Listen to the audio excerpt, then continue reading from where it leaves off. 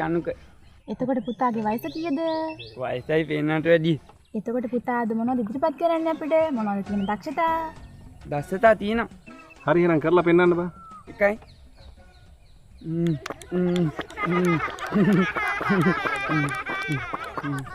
තව මොනවද පුළුවන්?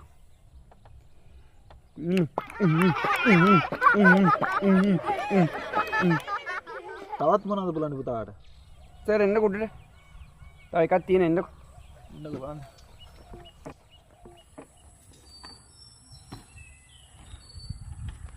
කරනවා බලන්න. ඔම් බලන්න සර් ඈ. සර්ගේ මේ මෙතෙන්ට මේ ඕන් අත දිගයි ඕන් ඈ. මේ මෙතෙන්ට තියෙනවා. ඊට පස්සේ අත කරකලා තිබ්බට පස්සේ මේ ඕන් කොටයි. ඔන්න මගුලත් මේ බහිනවයි.